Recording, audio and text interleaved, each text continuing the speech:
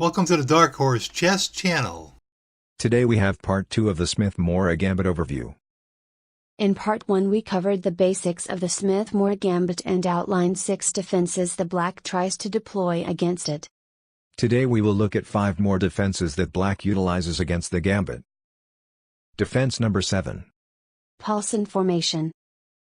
The Paulson formation is knight to c6, knight to f3, e6, bishop to c4, and then a6. Here black wants to place his queen on c7, push b5, then move his bishop to b7. You can't stop both ideas with one move, so the recommended move is to go bishop to f4 and take control of this beautiful diagonal. The usual response is to go b5, then after bishop to b3, black moves his bishop to b7. White should continue with the standard development by castling, go queen to e2, and then rook to d1 with the x-ray attack against the black queen. Defense number 8. Pin defense. The pin defense is knight to c6, knight to f3, e6, bishop to c4, and then bishop to b4. In the pin defense, many times a white queen goes to c2 to protect the knight. But here white can castle, and then after knight on g to e7, black is trying to stop bishop to f4 by moving the knight to g6. So white has to put the bishop to f4 now.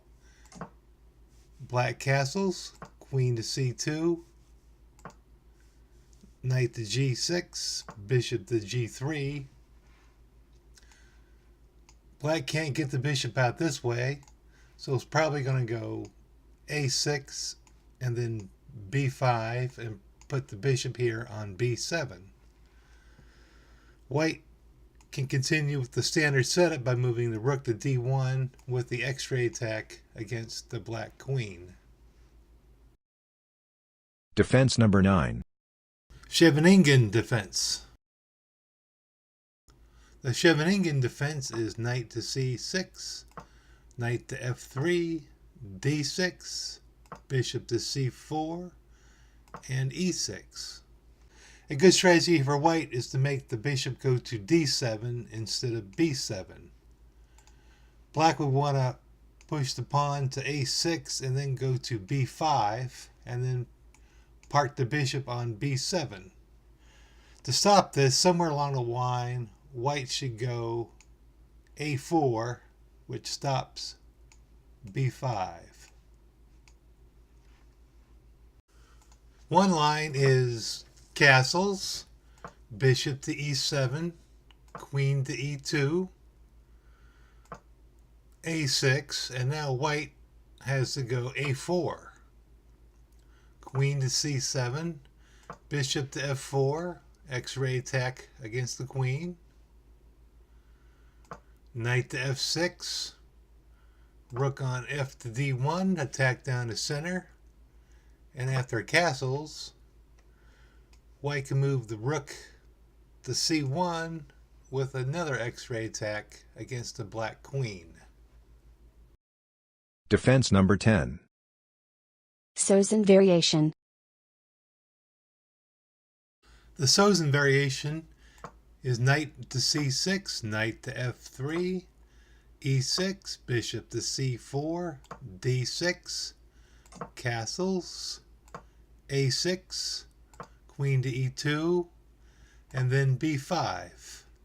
It is a Scheveningen variation with a6 and b5.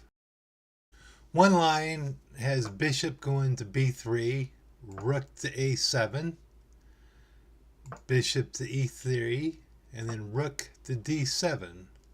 Black is stopping the x-ray attack on the queen with the rook. An interesting line here is just to play bishop to d5. After pawn takes check. The knight on C goes to E7, and white has a big attack.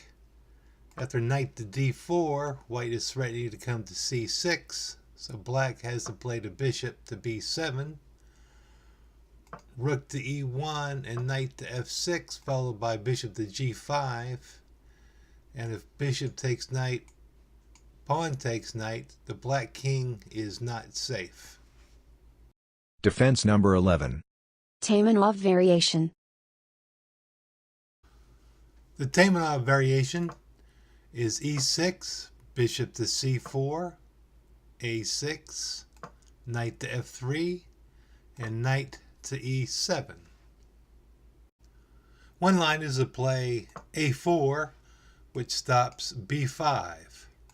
Then after knight on B to C6, bishop to G5 pins the knight. After H6, the white bishop is probably going to end up on G3 and control this juicy diagonal. After D6, white can castle, queen to C7, queen to E2. White is getting ready for the attack down the middle. Bishop, knight to G6, bishop to G3, and white has the X-ray attack against the black queen. White should continue to play the rooks over with attack down the middle. Thanks for watching.